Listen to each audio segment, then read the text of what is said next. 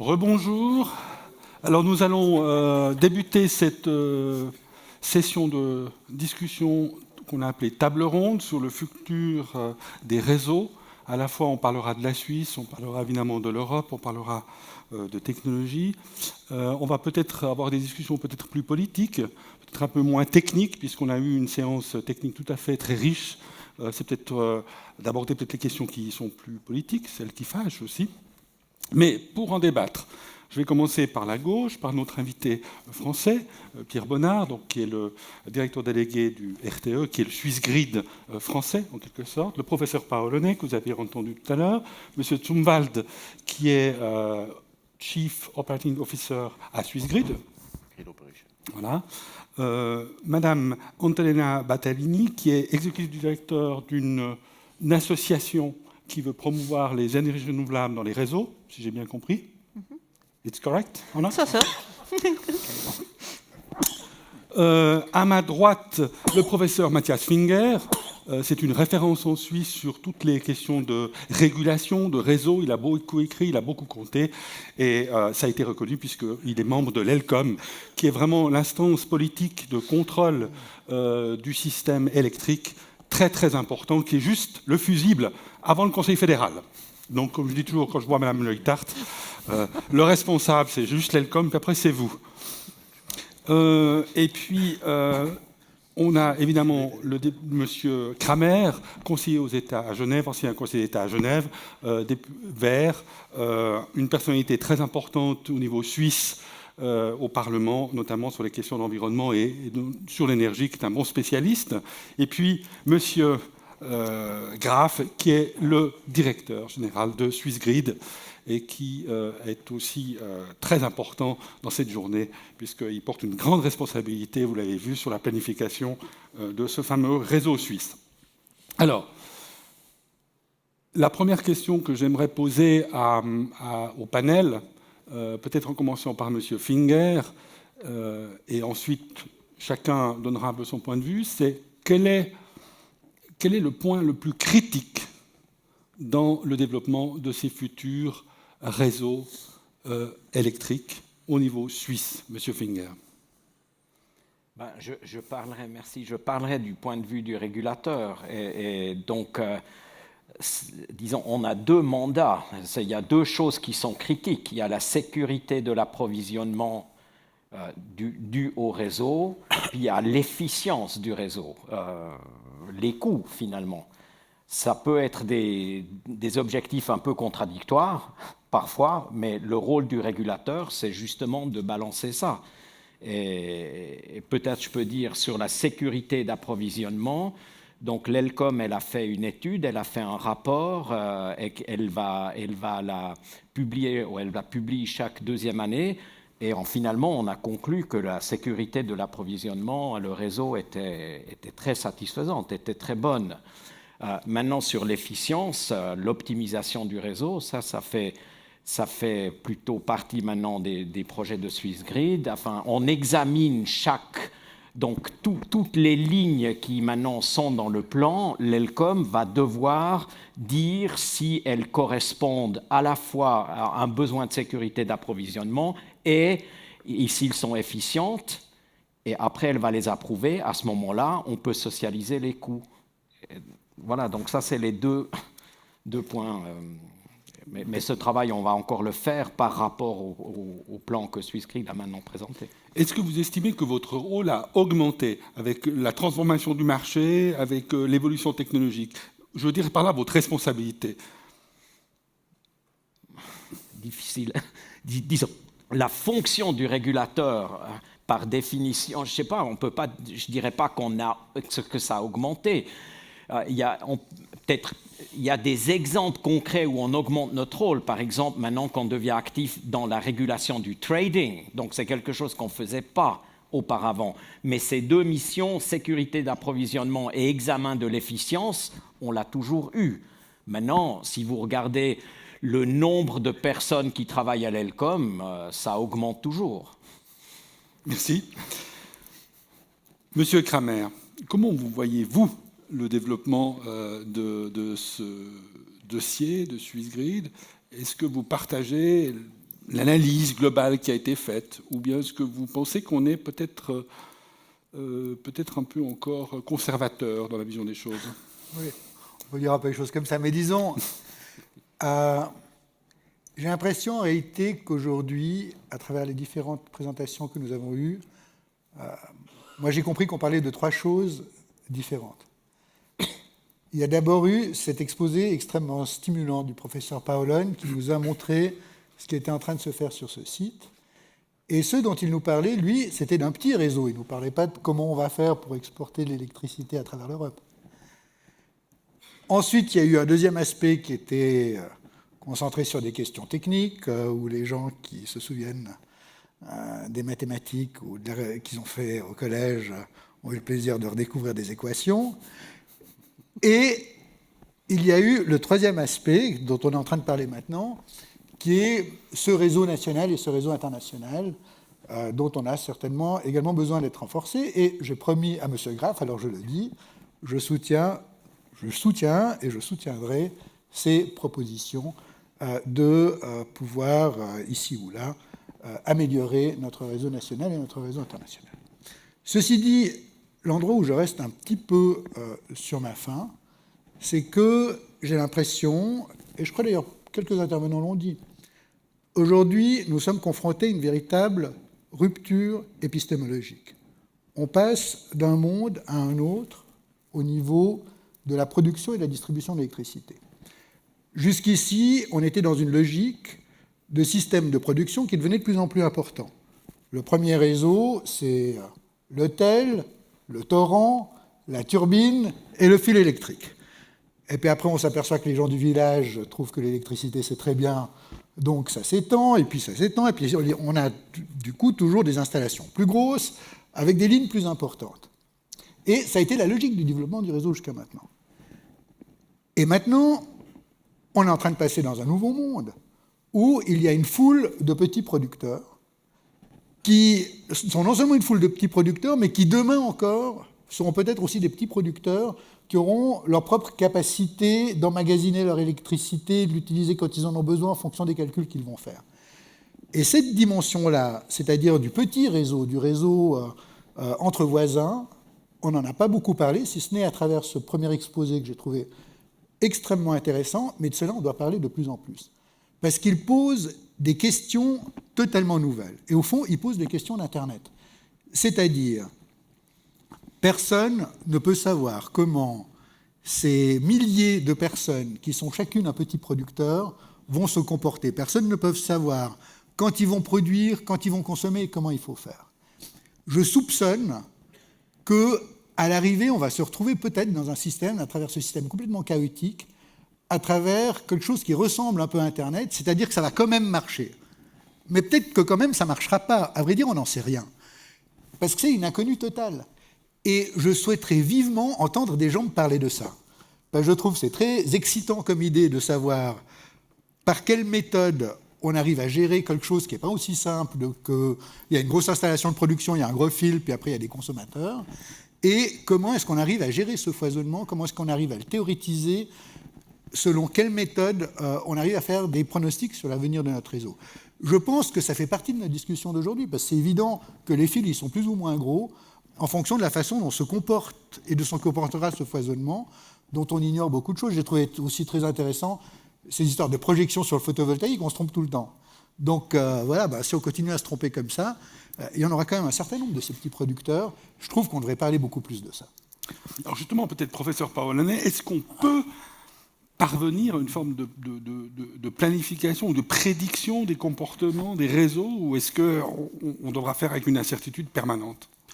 Mais on a des moyens techniques qui nous permettent de faire de la prévision, mais surtout de faire de la prévision des incertitudes. Ça veut dire, dans une échelle temporelle, je peux dire quelle sera la production, quelle sera la consommation, mais surtout, je peux dire quelles sont les limites de cette production-consommation. Parce qu'en fait, pour les opérateurs de réseau, c'est très important de connaître la bande dans laquelle la production, par exemple photovoltaïque, elle va bouger dans les prochaines secondes, minutes, heures, jours, etc. On a des moyens techniques. Le problème, c'est comment les implanter dans un système de contrôle en temps réel. Ça, c'est le défi que la communauté scientifique essaie de résoudre aujourd'hui. Le problème principal, c'est comme dans le développement des réseaux de télécommunications, développer des systèmes d'échange de messages capables d'effacer la nature du producteur du message. Ça, c'est un point clé. Si je dois savoir quelle est la taille, la localisation, le type de tous les millions de petits producteurs, on n'arrivera jamais à gérer les systèmes. Et ça, c'est le parcours que la communauté scientifique et après l'industrie doit prendre pour intégrer millions ou milliards de producteurs décentralisés dans une machine qui a la dimension d'un continent. Justement, Monsieur Bonnard, si on se replace il y a 20 ans, l'Union européenne par rapport à l'électricité fait le constat qu'on a une surcapacité, qu'on surinvestit et donc on a un prix de l'électricité qui est trop élevé et il n'y a pas assez de concurrence. C'était un peu le constat de départ s'il y a 20 ou 25 ans. Maintenant, est-ce que vous pensez que cette préoccupation-là continue de dominer ou est-ce que les questions de sécurité l'emportent ? Je crois que le constat qui a été fait il y a 25 ans n'était pas tout à fait celui-là. C'était celui que des pays s'étaient développés pour être autosuffisants, ou si possible légèrement exportateurs. Tout le monde se voyait légèrement exportateur. Et avec des technologies de production qui étaient très différentes. France nucléaire, hydraulique, la Suisse était hydraulique, l'Allemagne était charbon à cette époque-là, les Pays-Bas gazier. Et donc les analyses, c'était si au lieu de faire chacun chez soi, ce qui est un immense gâchis, on gérait ça comme un système unique, on ferait des économies absolument colossales. Enfin, les études de l'époque montraient des économies de l'ordre de 100 milliards d'euros chaque année pour l'économie européenne. Et l'idée de créer une Europe de l'électricité et un marché intérieur qui permet justement d'optimiser cet ensemble, elle vient de là.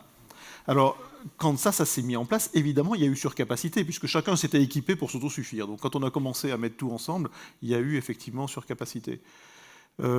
Aujourd'hui, et parce qu'il y a eu une volonté délibérée européenne de développer la production renouvelable, on se retrouve dans un changement de modèle où il y a effectivement une surcapacité globale en production d'énergie, mais pas forcément en puissance à certains moments, ce qui donne un certain nombre de défis. Mais pour revenir aussi sur votre question précédente, moi il me semble qu'on est déjà rentré dans l'heure où on est capable de piloter des millions de consommateurs. Chez vous, vous avez sans doute un réfrigérateur ou un congélateur. Votre congélateur, s'il marche un petit peu plus, il fait un peu plus de froid entre 3h et 5h du matin, et puis tant que vous n'ouvrez pas la porte, il ne fonctionne pas de la journée, vous ne vous en apercevrez pas. Par contre, le système électrique européen, il s'en apercevra, lui. Et ça, avec une box Internet, avec une connexion Internet, c'est enfantin à faire, même si ce sont des millions de données. Et on a déjà fusionné ce monde de l'énergie et le monde Internet. Donc ça, c'est déjà à portée de main et ça fait partie du changement de monde. Donc il y a effectivement le pilotage de toute la production décentralisée, mais il y a aussi le pilotage de toute la consommation. Et c'est cet ensemble-là qu'on est en train de bâtir. Et il va très vite. Vous voyez des petites entreprises locales comme Google ou comme Facebook qui investissent des milliards d'euros là-dedans. C'est parce qu'elles y croient. Ce ne sont pas des entreprises philanthropes. Madame Antonella Arbaletti, which scenario you see for the future of electric European grid? Yeah, I'm sorry, I'm the only one not speaking French here. I understand a bit, but so we often describe the transition or what we see in the energy electricity sector as a technical challenge. And of course, we do have some challenges there. But the energy transition is also a societal change. And I think that this is a bigger challenge than the technical part. Because all these evolutions that we are seeing, these are creating a lot of uncertainties. It's not that in the past, we knew the future. No, we never knew the future. But this uncertainty seems to be bigger because obviously we move from very small number of actors to a very large number of actors that cannot be really predicted. So we perceive the future with great uncertainty. So we need to look at the societal part of this transition. and to really understand how do we bring people along so that we reduce this uncertainty. Because the future, it's not something that is given, or it is invented day by day by the choices that we make. So the main challenge that I see is really to make the energy transition at national, local, sub-nations, mainly at European level, as a European project and as a societal project. We have societies that are in crisis. There is very large lack of trust in policy, in the societal network. There is very low trust in Europe. Because we are in Switzerland, it's a bit different, but Europe still remains a great opportunity for peace and economic development.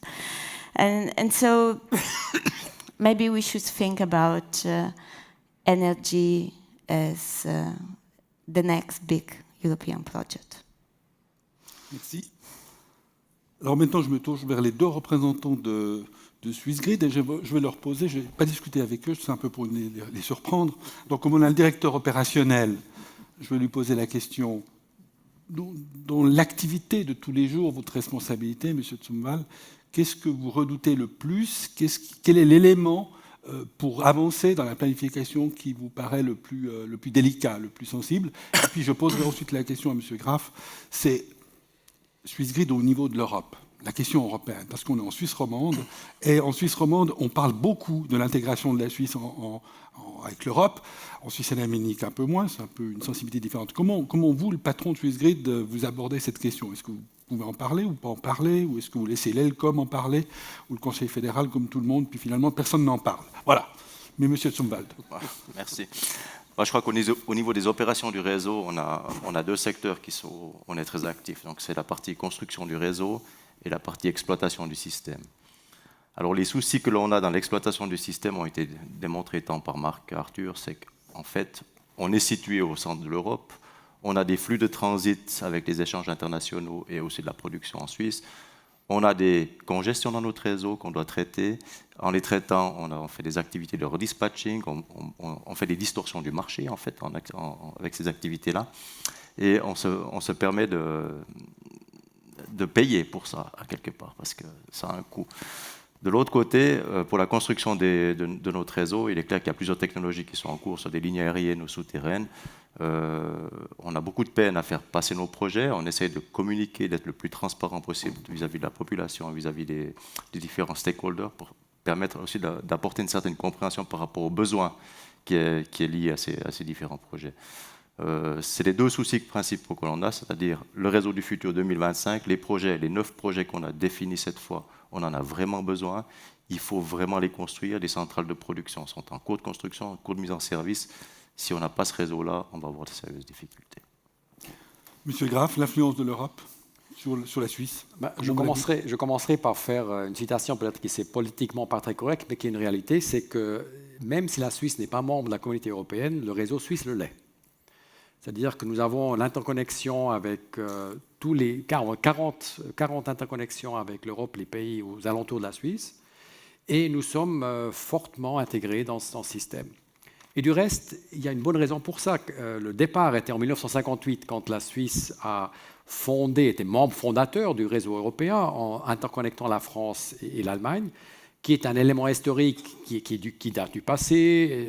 Beaucoup de choses ont évolué, mais en même temps, effectivement, cette attitude, cet esprit est resté le même. Et j'ai eu l'opportunité de rencontrer un des collaborateurs qui participait aux négociations en 1958. Il avait 92 ans. Et je lui ai demandé, mais comment est-ce que vous avez fait? Puis il a dit, bon, on a essayé, on a négocié. Et surtout, l'électricité, c'était l'amitié. Et c'est ça ce que nous ressentons en travaillant avec nos collègues européens. En général, nous sommes convaincus qu'il faut travailler ensemble parce qu'il y a des efficacités économiques, des raisons économiques de le faire. Deuxièmement, on s'entraide si on a des problèmes. Et troisièmement, il sera plus sage d'avoir un système robuste, réseau, qui soit intégré dans le système européen. Que faisons-nous? Nous travaillons activement au sein de l'ENTSO, qui est présidé par M. Bornard. Moi, je suis chairman dans une société qui s'appelle TSC Network Operator Security, c'est-à-dire que là, on fait tous les calculs de capacité et de sécurité.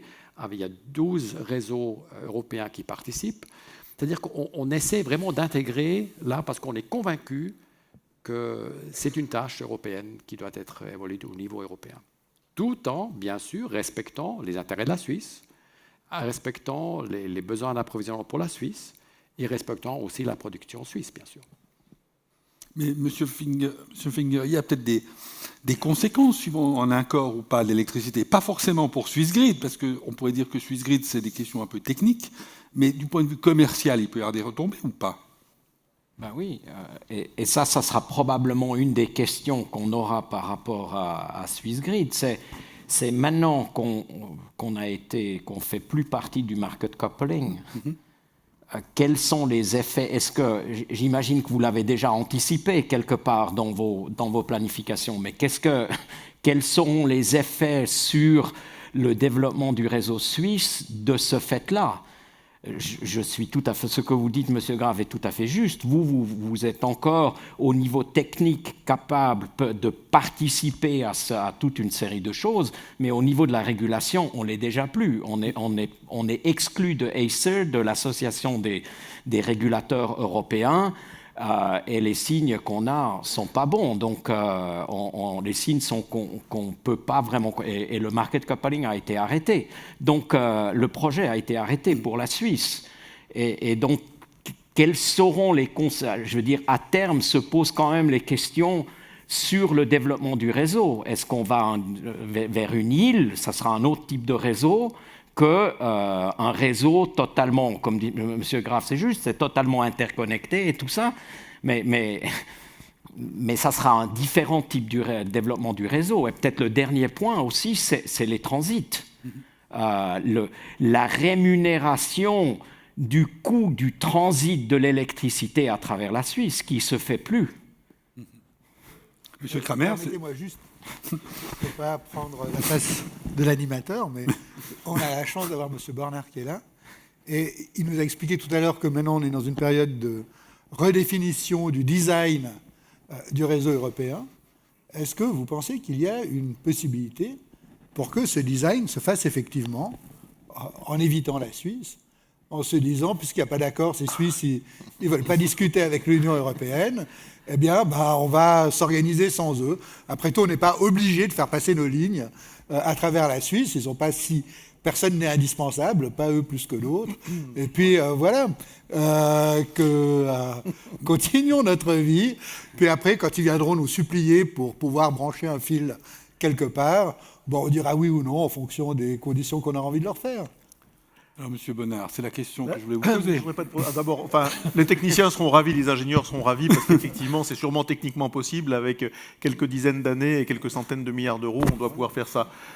Mais je pense que le premier perdant, ça serait la Suisse. Ça serait absolument catastrophique pour la Suisse. Catastrophique. Et je suis peut-être un peu moins pessimiste que vous. Oui, le projet de market coupling a été arrêté. Peut-être parce qu'il est justement remonté à un niveau politique et qu'il est apparu dans le radar d'un certain nombre de hauts décisionnaires et ce projet est rentré dans une négociation beaucoup plus globale entre la Suisse et l'Union européenne, touchant à tous les domaines les plus sensibles et les plus délicats. Mais je pense qu'avec Swissgrid et tous les voisins de Swissgrid, dont RTE, on a fait de grandes choses qui sont passées inaperçues, mais qui sont excellentes. Dans ce domaine de l'électricité, ou encore une fois dans une seule machine, c'est toujours des choses gagnant-gagnant. Où la Suisse gagnait, ses voisins gagnaient. Il n'y a pas de perdant là-dedans. Et moi, j'espère être confiant sur le fait que ce projet de market coupling, que tout le monde n'a peut-être pas complètement en tête, mais qui est une méthode justement assez efficace de gérer ces flux et ces échanges, plus efficace que ce qu'on pratique aujourd'hui, mais qui est récente, ça va se débloquer et que la Suisse, qui a vraiment toute sa place là-dedans, va y rentrer. À partir du moment où on le fait avec l'Italie, la Slovénie, l'Autriche et l'Allemagne, le fait que la Suisse n'y soit pas est une espèce d'aberration qui va vite apparaître. What's your opinion? Well, I wanted to talk a bit about the remuneration for the tariffs for the TSOs, that the current system probably will no longer be the right one in the future, and it will be necessary to come up with new remuneration schemes. And what I think one of the very urgent issue is to make sure that there is the people that are increasingly becoming producer of electricity thanks to decentralized generation are not inclined to get off-grid. So we need tariffs for the consumers that are fair, but also remuneration schemes for the TSOs that will allow them to continue doing the very good job that they are doing at the moment. C'est ce que M. Bonnard, vous aviez insisté sur le fait qu'il fallait faire attention à l'illusion des producteurs qui pouvaient sortir du réseau et puis qui vivre tranquillement.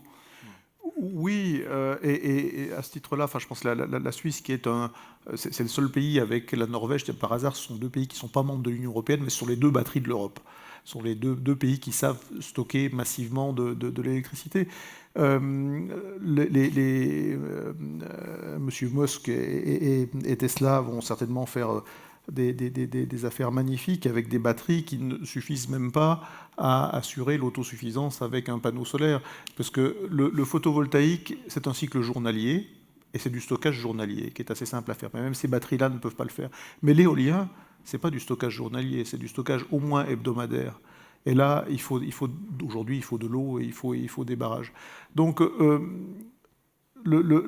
cet avenir, cette révolution qu'on va vivre, elle demande... Il n'y a pas de solution unique, il n'y a pas de solution miraculeuse, il va falloir tout. Et chacun va y avoir sa place, et notamment le stockage hydraulique. Et ça va être très important à développer, de même que le petit stockage a sa place aussi. Et que l'énergie décentralisée, il y a toute sa place. C'est cette combinaison, beaucoup plus complexe que par le passé, mais avec les outils technologique de gestion de cette complexité qu'on a, qui va permettre de franchir cette étape. Merci. Peut-être une dernière question à M. Graff et M. Finger. Est-ce qu'on a les procédures en Suisse, mais dans les lois, les ordonnances, qui permettent d'accélérer un tout petit peu le mouvement? Parce que, M. Bonnard, vous avez présenté quelque chose qui a fait sourire tout le monde. Vous dites qu'il faut 3 ans pour implanter des éoliennes. Il y a beaucoup de gens dans cette salle qui ont travaillé sur des projets éoliens. Ça fait 15 ans, il n'y a toujours pas d'éoliennes. Et puis une ligne en Suisse, je ne sais pas, mais il y a des lignes qui a fait 30 ans dont on parle. Donc on a toujours eu un problème de ce point de vue-là. Alors, M. Finger, est-ce qu'il y a des instruments? Est-ce que vous pensez qu'on pourra un peu accélérer la cadence ou pas? Le gouvernement prépare une stratégie réseau dans laquelle est prévu quelque chose de simple au niveau légal, c'est-à-dire qu'on ne pourra plus aller au tribunal fédéral, on ne pourra pas recourir 2 fois, et on recourra seulement 2 fois si c'est vraiment un précédent, mais tous les autres cas, donc on peut accélérer les procédures de construction de lignes. Ça c'est la chose la plus concrète que nous avons à ce stade. À part ça, je pense que c'est la transparence, ce que fait Swissgrid, la transparence, l'explication, voilà, mais... Monsieur Graff? Oui, effectivement, je pense qu'il y a deux moyens. Le premier moyen, c'est d'expliquer, de continuer à démontrer que nous sommes ouverts, que nous sommes flexibles. Du reste, dans l'étude des réseaux 2025, nous avons aussi arrêté certains projets. Et ce n'est pas quelque chose de commun pour un opérateur de réseau dont on parle, dit qu'effectivement, la seule chose que vous voulez faire, c'est construire des réseaux. Non, ce n'est pas ça. Nous, on veut établir une fonction qui a la sécurité d'approvisionnement. C'est-à-dire d'expliquer, de démontrer aussi et de bâtir une crédibilité. Ça, c'est un pilier où nous travaillons d'une manière très fortement, travaillant sur cette partie. Il y a le deuxième pilier, qui n'est pas la caisse de pension, mais le deuxième pilier qui effectivement est la loi. Et là, je crois que nous arrivons à un point où il faudra choisir. Il faudra choisir, voulons-nous avoir une sécurité d'approvisionnement qu'aujourd'hui la Suisse, au point de vue de coupure d'économie, etc., est à la pointe d'Europe, voulons continuer ça, ou voulons-nous accepter à certains temps des coupures parce que nous avons beaucoup de processus? Je crois que la loi qui est prévue dans le Parlement va dans le bon sens. Il est stipulé qu'en règle, les permissions devraient être établies, les permis devraient être donnés entre 6 ans. Bon, 6 ans, je pense que même si c'est encore assez long, c'est quand même un chiffre qui est relativement positif. Si on arrivait à 10 ans en moyenne, on serait content. Aujourd'hui, la moyenne est de 15 ans et il y a certaines lignes, vous avez cité de manière, ils ont 30 ans. Monsieur Kramer, vous semblez... Oui, je souris parce que... Alors, un témoignage. Il y a un certain nombre d'électriciens dans cette salle. J'ai été l'avocat des organisations de protection de l'environnement et de protection de la nature dans le cadre de recours qui avaient été faits contre une ligne à haute tension Mühleberg-Verbois. Cette ligne à haute tension n'est toujours pas faite. C'est la procédure qui, à mon étude, a duré plus de temps. J'ai dû rester au moins avocat, au moins 10 ans à faire ces procédures. Et quand j'ai arrêté, il y a encore mon collègue Rauch qui a continué un petit peu. Et la ligne, depuis 30 ans, elle n'est pas faite. Il y a tout un bout qui n'est pas fait entre Yverdon, sur toute la traversée du canton de Fribourg. Pourquoi cette procédure a duré tellement longtemps? Ce n'est pas à cause des lois. C'est à cause, tout d'abord, des électriciens qui ont estimé qu'ils étaient de suffisamment bons juristes pour s'en passer, donc qui ont salopé cette procédure. Chaque fois qu'ils avaient la possibilité de faire un truc faux, ils l'ont fait. Et donc, c'est des procédures que vous ne gagnez jamais sur le fond, parce qu'à l'arrivée, il y a toujours un tribunal qui dit qu'on a raison de faire la ligne. En revanche, sur les formes, on a perdu 2 ans sur comment il faut faire un procès verbal, parce que les gens s'obstinaient à dire qu'il faut le faire comme on veut nous et pas comme la loi veut le faire. Et sur ce genre de choses, on a perdu des temps incroyables sur cette ligne. D'un côté, ça me faisait rire, d'un autre côté, j'avais presque pitié d'eux, tellement ils travaillaient mal. Mais je suis sûr qu'ils travaillent très bien dans le domaine de l'électricité. Et même chose, j'ai exactement le même discours à tenir à l'égard de l'administration fédérale. C'est pas, vous pouvez changer toutes les procédures du monde, tant que vous continuez à travailler comme ces gens travaillent, ça va prendre beaucoup, beaucoup, beaucoup de temps, parce qu'ils travaillent très mal. Ils se mettent pas du tout, ils n'ont pas du tout une logique projet, ils n'ont pas du tout la logique on veut construire, mais ils ont la logique est-ce qu'on a reçu le formulaire au bon moment? Est-ce que, ayant reçu le formulaire, est-ce qu'il a fait le détour des 28 bureaux par lesquels il doit passer pour qu'on le renvoie, etc. Et ça mange un temps inouï. J'ai été pendant 12 ans conseiller d'État, c'est-à-dire responsable d'une administration. Je vous garantis qu'il y a des façons de travailler où vous perdez beaucoup de temps et il y a des façons de travailler où vous pouvez aller plus vite. Et aussi bien, ça a certainement changé depuis que M. Graff s'en occupe, mais aussi bien du côté des électriciens que du côté de l'administration fédérale, on sait très bien comment il faut travailler lentement et mal. Et là, les lois n'y changent strictement rien. Comme législateur, j'aurais rien contre de changer ici ou là 2 ou 3 petits trucs dans la loi si ça peut permettre d'arranger les choses, mais dire que le délai de recours passe de 30 jours à 20 jours, je vous garantis que quand la procédure elle dure 10 ans, c'est pas là-dessus que vous allez gagner du temps. Vous allez gagner du temps parce que derrière, il y a une administration qui s'arrange pour que les dossiers suivent. Et tant que vous ne résolvez pas ce problème-là, vous pouvez changer toutes les lois du monde, ça ne jouera pas. Parce que même si vous enlevez toutes les voies de recours, à un moment donné, heureusement, il y a encore une constitution fédérale, la Convention européenne des droits de l'homme, qui fait qu'il y a quelques règles de procédure minimum que vous êtes contraint de respecter, que ça vous plaise ou pas. Donc la dictature, vous n'y arriverez pas. Mais en revanche, vous pouvez quand même essayer de travailler de façon un peu plus efficiente. Monsieur Graff. Vous permettrez que je réponde comme voilà, je ne peux pas commenter le passé, parce que je n'ai pas fait partie du passé, je pense que le passé est le passé, mais je peux vous dire ce qu'on fait au présent. Premièrement, on n'était pas d'accord avec l'OFEM au sujet des procédures quand il y a la proposition pour la note stratégique. Nous, on avait dit il faut 6 ans fixes. Hein. Et là, l'OFEM a dit non, politiquement, ce n'est pas faisable. Bon. Alors, on a fait un contrat avec l'OFEM. Du reste, on a signé un contrat avec l'OFEM. Vous avez bien fait. Et où on s'engage des 2 parties d'être plus efficaces et de travailler de la manière la plus efficace possible.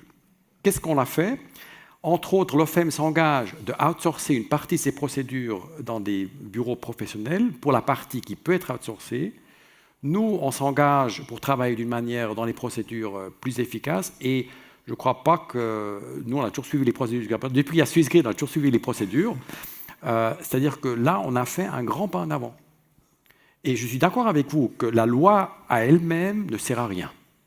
C'est-à-dire que si on dit, on stipule, le citoyen, la citoyenne n'a rien à dire, non, bien sûr que non, on est en Suisse, il faut qu'on en parle. Mais en même temps, je crois que la réalité sont les trois choses qui doivent être faites. Ce sont les procédures, la loi qui doit être changée, adaptée, il faut le dialogue et il faut l'efficacité dans la procédure. Il faut les trois choses. Et avec ces trois choses-là, on arrivera à aboutir dans les délais de 6 ans. Mais pour l'instant, j'espère encore pour le permis de la ligne qui a 30 ans. Hein. Et sur cette ligne-là, je vous dirais aussi, les électriciens n'ont pas fait si mal que ça. Quand vous regardez tous les changements de projet, et maintenant on discute de 4 décibels, moi, à mon âge, j'entends plus 4 décibels. Mais quand même, c'est le tribunal administratif fédéral qui va trancher sur ce point-là. Et je crois que là, il faut qu'on trouve un dialogue qui parte à la base et qui ne reste pas chez les juristes. Et là où je suis tout à fait d'accord avec vous, M. Kramer, c'est que, de reste aussi en tant qu'ancien juriste, je crois que les juristes doivent passer au deuxième plan. Le premier plan, c'est le dialogue et l'entente avec les personnes concernées. Voilà, je pense qu'il est temps maintenant d'ouvrir la discussion au public et de prendre vos questions, parce que vous avez été privés de pas mal de temps pour poser des questions. Donc je ne voudrais pas qu'on rate ce moment. Voilà, qui veut s'exprimer en premier, en étant le plus bref possible et en se présentant si possible.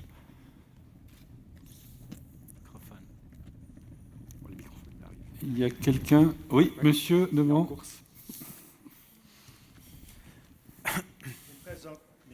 Merci, je me présente. Jacques-Louis Rochat. Je suis producteur d'énergie photovoltaïque dans l'entreprise Rochat Solaire et gère 11 centrales photovoltaïques et nous en avons promu beaucoup auprès d'agriculteurs, de clubs, d'industries. Et je voudrais rebondir sur 2 points. Vous avez dit, Monsieur Graff, il y a 40 ans, l'électricité, c'était l'amitié. Eh bien, je perçois aujourd'hui que le photovoltaïque, c'est la joie. Il y a 35 000 personnes qui ont déposé des projets et tous mes clients, qu'il s'agisse d'agriculteurs, d'industrie, ont une énorme joie et fierté. Et vous devriez voir avec quel enthousiasme ils regardent la première production le premier jour. Ils regardent comment ça se comporte quand il se met à pleuvoir, à neiger, etc. C'est impressionnant et je crois que c'est l'une des raisons pour laquelle Monsieur Bonnard l'a dit, nous avons tous été surpris par l'explosion de cette industrie photovoltaïque. Et si nous allons faire 10 fois plus que ce qui avait été prévu, je crois que c'est aussi parce qu'il y a une très grande fierté et joie et disposition, et ce n'est pas pour des raisons premièrement financières. Ça joue aussi un rôle, et le système mis sur pied par Swissgrid avec la RPC a joué un grand rôle, mais aujourd'hui encore, on a un effet d'entraînement et une immense joie à produire. Alors, je voudrais poser une question, parce que le photovoltaïque, et j'en suis tout à fait conscient, est aléatoire, irrégulier et peut créer des perturbations sur le réseau. Ne pensez-vous pas qu'on est en train de voir, et qu'on pourrait voir au cours des prochaines années, un immense développement du stockage par batterie, non pas tellement que la technologie n'existe pas, mais comme dans les panneaux qui valaient 10 francs le watt il y a 6 ans, aujourd'hui qui n'en valent même plus 1 franc, la même chose pourrait se produire dans les batteries, ce qui constituerait un énorme pas en avant vers l'autonomie et vers une réduction de la pression sur les réseaux. Peut-être M. Paonet, puis M. Bonnard, peut-être. Oui, en fait, le thème du stockage vis-à-vis de la stochasticité des panneaux photovoltaïques, c'est un des développements technologiques nécessaires et fondamentaux. Il ne faut pas oublier que quand on parle de stockage, je reprends ma présentation, il faut faire une distinction entre la compensation seconde, horaire et hebdomadaire ou intra-saison. Et pour chaque compensation, on a des technologies qui ont des développements et des coûts, de décroissement de coûts qui sont différents. Par exemple, dans la compensation seconde, ce ne sont pas vraiment les batteries, les systèmes de stockage nécessaires, mais par exemple les supercapaciteurs sont des capacités électriques qui ont une durée de vie quasiment infinie. Ils sont capables de faire des compensations très vite à très haute puissance. Les batteries sont capables de couvrir une phase intermédiaire, on dit, disons dans dans quelques heures maximum à la journée. Après, ça devient difficile d'avoir des batteries rentables.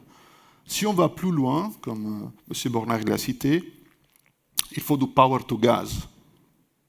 Dans notre laboratoire, par exemple, on essaye de compenser le photovoltaïque dans les 3 systèmes de stockage que j'ai mentionnés. Et on arrive aussi à faire de la compensation hebdomadaire avec un système qui est capable de produire et consommer de l'hydrogène et de l'oxygène. On est techniquement capable de faire ça. Ça dépend de la vitesse de déploiement de ce système dans la monde réel. Donc la solution, c'est certainement du stockage, mais il ne faut pas penser uniquement aux batteries, mais à un ensemble de systèmes de stockage avec des caractéristiques physiques différentes. Moi, je crois aussi que le stockage va beaucoup se développer et qu'on fait aujourd'hui les mêmes erreurs qu'on a fait vis-à-vis du stockage qu'on a fait sur le photovoltaïque il y a 15 ans, que ça va beaucoup se développer et que ça a un rôle très important à jouer. Mais je ne crois pas qu'on ira à l'autonomie, même si les gens achèteront du stockage parce qu'ils auront l'impression d'être plus autonomes. Aux États-Unis, c'est ce qui se passe. Hein. Il y a beaucoup de consommateurs américains qui ont ça chevillé au corps, ils doivent être autonomes. Mais pour être autonome, il ne faut pas que vous achetiez une batterie, il faut que vous en achetiez plusieurs, parce que vos batteries vont tomber en panne. Et très vite, ça devient absolument anti-économique. Donc oui, il y aura de la batterie qui va se développer, et ça ne permettra pas d'être autonome, ça permettra de lisser les variations de la production voltaïque, ce qui est déjà très important, donc ça va jouer un rôle très positif. Mais c'est cette idée que j'entends beaucoup, enfin l'idée de l'autarcie, qui est souvent mal comprise parce qu'on confond énergie, puissance, etc. L'idée d'être autarcique, c'est une idée qui est sans doute intéressante pour l'être humain, qui est totalement anti-économique et qui serait un gâchis environnemental aussi colossal, parce que les batteries, ça ne vient pas de rien non plus. Enfin, c'est du lithium. Les batteries Tesla, il y en a assez pour les Américains. Il n'y en a pas pour le reste du monde. Alors ça sera peut-être first come, first serve, mais les réserves de lithium connues, elles ne permettent pas d'équiper la Terre aujourd'hui entière. Donc évitons ce gâchis écologique, utilisons les batteries pour ce qu'elles peuvent donner, et puis utilisons d'autres systèmes de stockage pour réellement faire quelque chose qui soit l'optimum pour l'environnement et l'économie.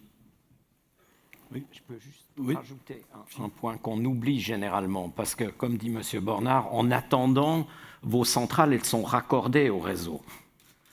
Et donc, souvent, quand ça a une certaine importance, ça vient à l'ELCOM, parce que l'ELCOM doit approuver les coûts du raccordement au réseau, parce que ces coûts-là sont socialisés dans le réseau. Et on n'a pas vraiment le choix. Disons, une fois que votre centrale a été autorisée, subventionnée, on doit la raccorder. L'ELCOM, elle a le choix, elle doit trouver la solution la plus efficiente pour le raccordement. On nous présente des solutions, on peut faire des calculs pour voir si c'est le cas.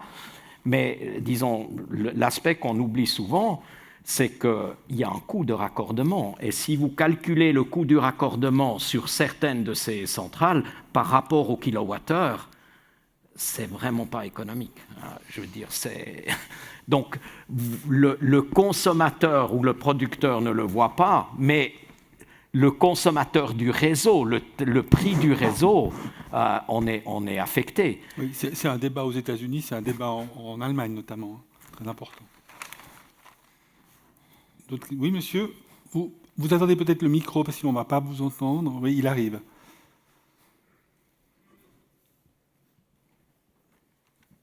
Bonsoir, Jean-Pierre Mittard, patron d'une PME qui s'appelle Duvoisin-Groux.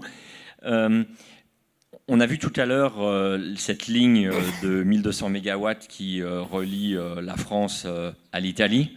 Est-ce que ce n'est pas une première étape vers option 1, le contournement, option 2, l'allègement du réseau des interconnexions entre l'Europe via la Suisse, et c'est une question qui est peut-être posée pour M. Bornard, pour Swissgrid, puis ce serait peut-être intéressant de voir la vision aussi du politique suisse, c'est-à-dire M. Kramer. Alors, M. Bornard ? Non, ce n'est pas du contournement, c'est parce qu'aujourd'hui, une partie des exportations de la France vers l'Italie passe par la Suisse, qui est la conséquence des lois physiques. Monsieur Kirchhoff a découvert ça il y a bien longtemps. Avec des liaisons en courant continu, on peut maîtriser un peu les flux sur les réseaux, on peut les forcer dans une certaine direction. Donc ça ira sans doute vers l'allègement d'une partie des contraintes sur le réseau suisse. Et c'est bien perçu comme tel dans une planification globale. C'est bien pour ça qu'on fait cette planification européenne globale.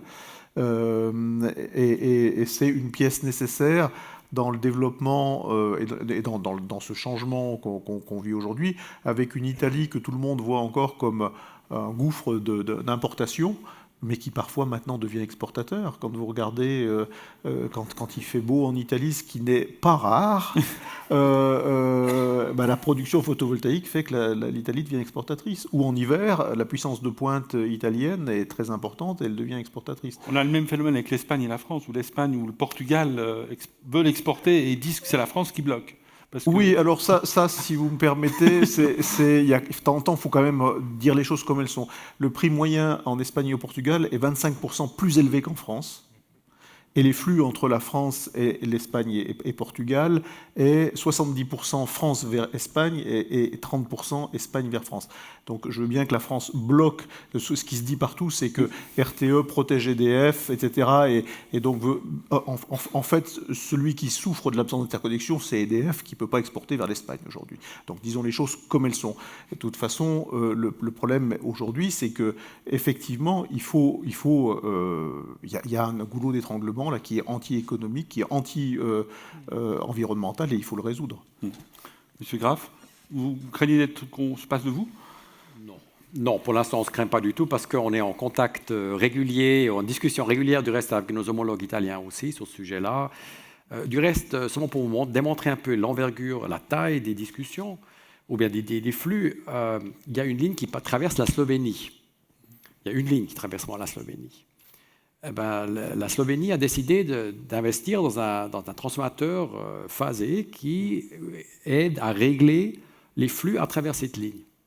Ceci a augmenter les flux à travers la Suisse.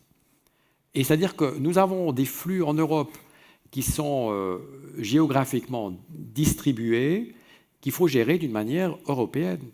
Et si on a une ligne entre la France et l'Italie, je pense qu'il y aura certainement un certain allègement sur la ligne, mais nos études, on a du reste pris en considération dans les études cette ligne, nous ne voyons pas de grands changements dans ce domaine-là. Et je crois que M. Bornard l'a évoqué, il faudrait quand même une grande quantité d'argent et de temps pour l'Europe pour contourner la Suisse. Ce qui ne veut pas dire qu'on ne doit pas résoudre notre problème. D'autres questions ? Oui, monsieur. Le micro arrive. Bonjour. Alors moi je suis Dirk Lauringer et je fais mon master ici en gestion d'énergie et du développement durable. Et j'ai une question parce que Monsieur Graff, vous venez de parler de comment on devrait gérer le système d'électricité en commun. Alors est-ce que vous ne pensez pas que si on commence à interconnecter, et vu que c'est déjà interconnecté, qu'il ne devrait pas y avoir une autorité européenne qui gère tout le réseau de transport? Et alors, est-ce que Swissgrid et RTE, comment est-ce que vous considérez une perte d'autonomie potentielle qui pourrait s'engendrer si on interconnecte tous les systèmes? Alors, Monsieur Graff, monsieur... On a toujours des reflets, en tant qu'humain, on a des reflets naturels. C'est-à-dire que les choses ne se voient pas, on cherche une autorité qui pourrait résoudre le problème. Hein? C'est-à-dire qu'on dit, en Suisse, on demande l'ELCOM, mais autrement, on demande d'autres autorités. On cherche une autorité, on dit, on va construire un gestionnaire de réseau, et après, tous les problèmes seront résolus. Quand vous faites votre master ici, vous comprendrez que la complexité du système est énorme. Et si nous ajoutons la complexité en plus avec la photovoltaïque et d'autres, ce qui est positif, et je partage la joie de monsieur, qui est positif, mais cette complexité, on n'arrivera pas à la maîtriser en ayant une autorité qui contrôle à chaque instant, chaque petit flux en Europe. Et ma provenance, j'ai travaillé chez Cisco et dans le domaine de la télécommunication. Vous connaissez une autorité qui gère l'Internet et les flux d'Internet? Non, ça n'existe pas, parce que ce ne serait pas faisable dans ce domaine-là. Je pense que là, il faudra trouver d'autres solutions. Il y aura certainement une autorité qui décidera sur les règles. Il faut avoir des règles, bien sûr. Mais au point de vue technologie, il y aura d'autres solutions qui feront qu'on n'aurait pas besoin d'un opérateur européen. Oui, vous vouliez ajouter un élément? Oui. Bonjour, je suis Peter Ratz, en projet de master chez Gruyère Énergie, et j'aurais une question à M. Finger concernant les conditions cadres nécessaires pour le déploiement des projets à long terme. Donc, concernant l'imputation des coûts d'investissement, les distributeurs sont intéressés. Est-ce que ces projets qui comportent quand même des risques à long terme et l'incertitude est très grande, les bénéfices sont quantifiables assez difficilement. Donc, quelle est la position de l'ERCOM concernant ces projets à long terme pour assurer les investisseurs qu'ils arrivent à leur fin? Donc, je vais vous répondre un tout petit peu juridiquement, si vous voulez, même je ne suis pas juriste. Donc, disons, Swissgrid est tenu de présenter un plan de développement du réseau, ce que Swissgrid a fait maintenant, et l'ELCOM s'en réjouit que ça a été fait. On se réjouit aussi qu'il y a une méthodologie, mais maintenant, on va examiner les projet par projet, parce qu'effectivement, ces projets vont être socialisables, c'est-à-dire une fois qu'on les a approuvés, Swissgrid a la certitude qu'elle peut être payée sur le tarif du réseau pour ces investissements-là. Si c'est en privé, ben, ça sera le privé qui sera payé. Mais disons, c'est là où vous avez raison, c'est la sécurité juridique pour les investisseurs. Mais disons là, il y a un tout petit peu de flou quand même, parce que l'ELCOM est quand même un peu hésitant de simplement donner son semblant en disant « voyez, c'est bon », et puis après, après, vous pouvez construire, et puis finalement, ça sera un peu plus cher que... Hein. Donc l'ELCOM se garde quand même la réserve d'examiner au moment où les projets ont effectivement été construits, de calculer les coûts effectifs ou de prendre les coûts effectifs qui seront socialisés. Donc il y a un rôle un tout petit peu ambigu, mais l'ELCOM, de par la loi, elle doit veiller à ce que ces plans sont faits, elle doit examiner les plans, la méthodologie. Ça donne une certaine sécurité juridique, mais à la fin, concrètement, ce que Swissgrid peut calculer dans le coût du réseau, c'est la réalisation finale du projet. On prendra encore deux questions. Monsieur Favra.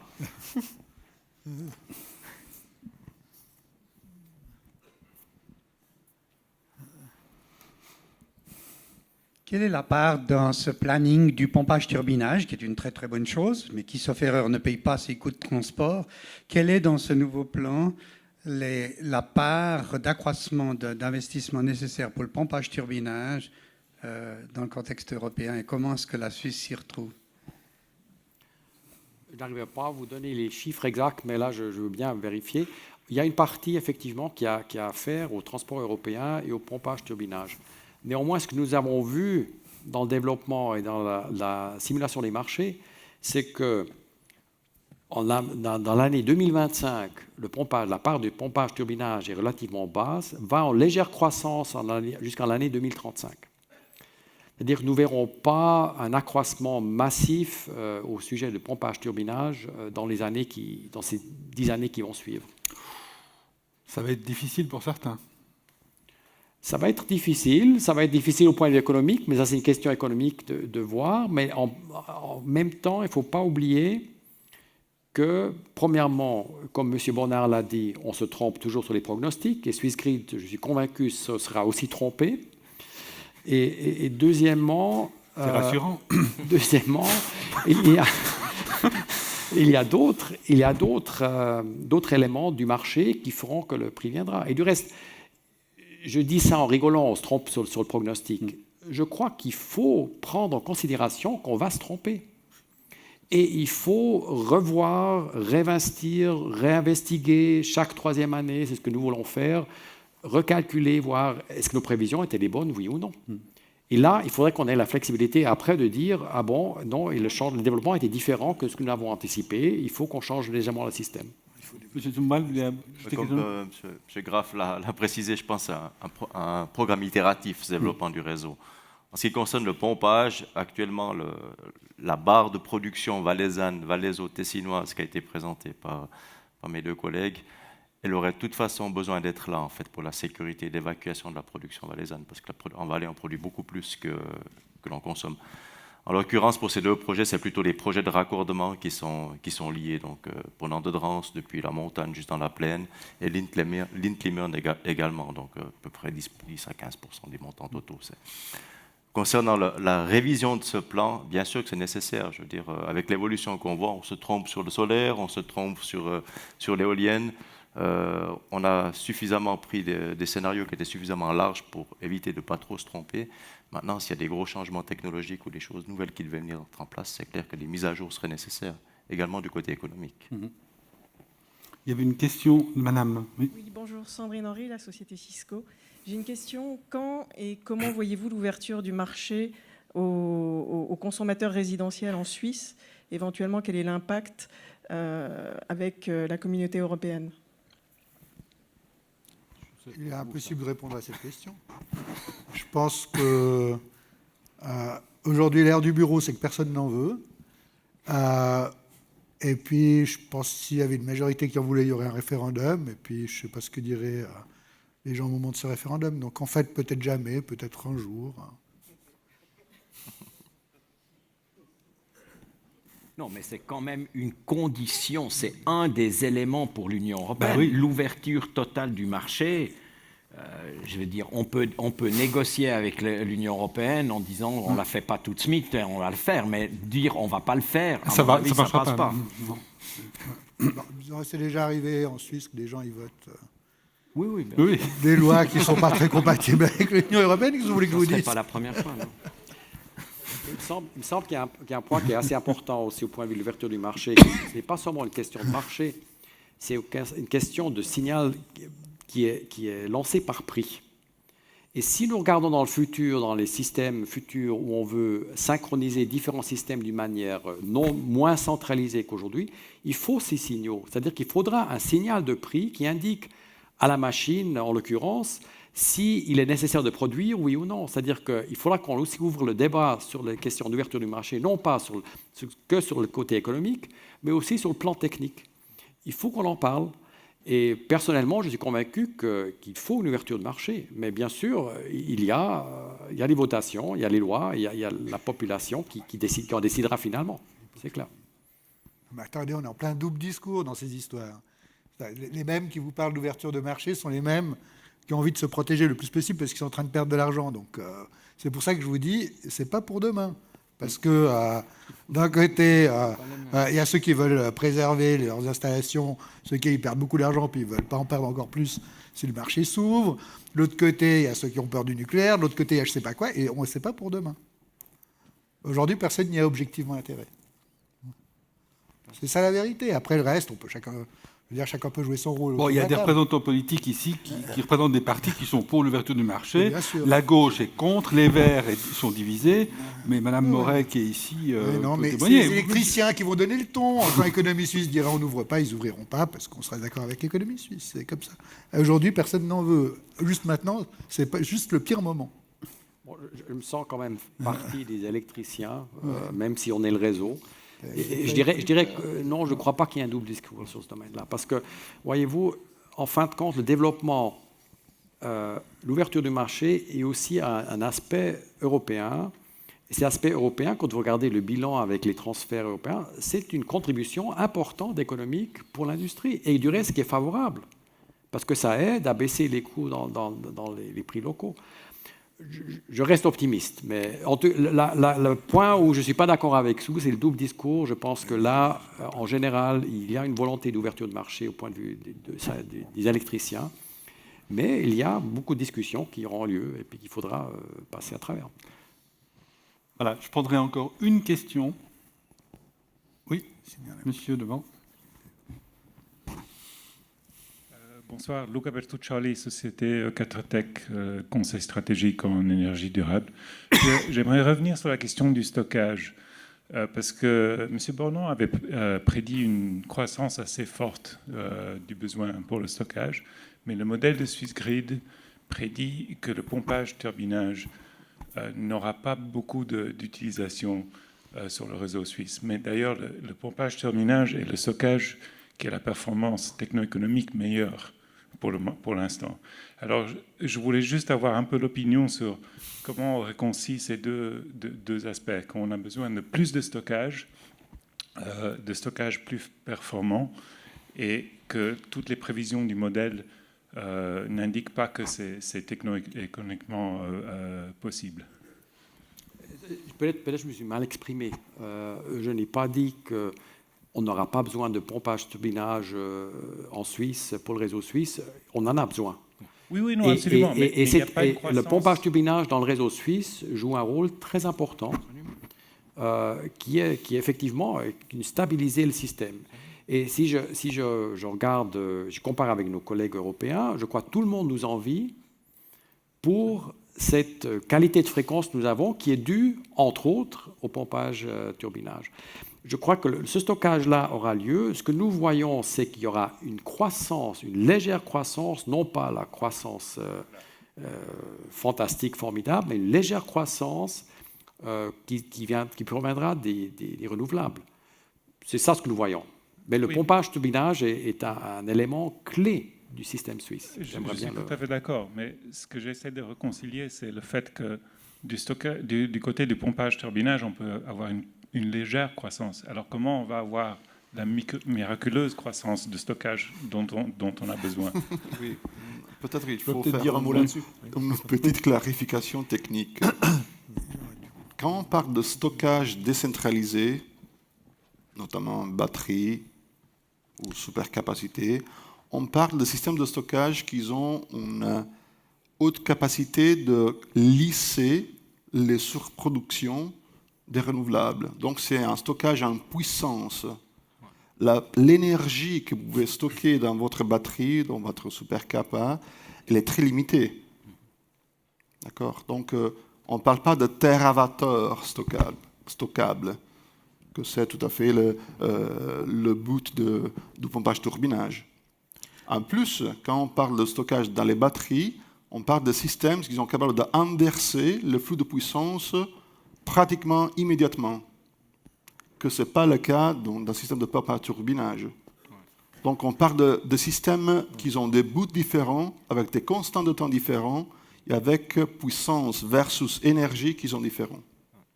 Okay. Sur le pompage-turbinage, très, très rapidement, aujourd'hui, il n'est pas rentable. Il n'y a plus de spread jour-nuit, donc il ne se développe pas beaucoup et il n'est pas rentable. C'est contraire au bon sens. Vous oubliez un moment ces questions de rentabilité, vous regardez un système électrique européen où l'éolien se développe d'une manière incroyable, et je ne vous ai pas présenté les projets irlandais qui sont énormes, et donc on a besoin de stockage. Donc on est quelque chose qui marche sur la tête. Qu'est-ce que ça veut dire? Ça veut dire que le modèle de marché n'est pas bon. On a un market design qui ne permet pas d'extraire la valeur économique évidente du pompage-turbinage. Le pompage-turbinage a une valeur économique manifeste, et ce n'est pas possible de l'extraire. Pourquoi? Parce qu'on a un market design qui est, moi, le market design dont je rêvais en 1999. Voilà. On l'a à peu près énoncé correctement en 2004-2005, et maintenant, on l'a mis en place en 2015. C'est bien, c'est le market design parfait de l'an 2000, mais on est en 2015, c'est fichu. Et donc, encore une fois, sur ce genre de choses, il faut anticiper. Il faut anticiper. Et aujourd'hui, je me suis fâché l'autre jour avec un de mes interlocuteurs à la Commission européenne parce qu'il me disait, sur les questions de capacité, vous avez entendu parler aussi des débats sur les mécanismes de capacité. Mais aujourd'hui, on n'en a pas besoin. Aujourd'hui, c'est aucun intérêt. Parlons pas d'aujourd'hui, c'est trop tard. Parlons de 2020-2025. En 2020-2025, le pompage-turbinage, on en a un besoin crucial. Donc, quel market design on met en place pour qu'il soit rentable, qu'il soit exploité et qu'il se développe? Ouais. Le market design, c'est une représentation virtuelle simplifiée du modèle physique. Quand on change le modèle physique et qu'on garde le même market design, ben, on exploite un ordinateur moderne avec Windows version 3.1. C'est pas terrible. Et c'est peut-être juste sur ce point-là, et c'est là où il y a la différence. C'est-à-dire que nous, on a pris le modèle actuel, le modèle marché actuel. On n'a pas anticipé un modèle futur.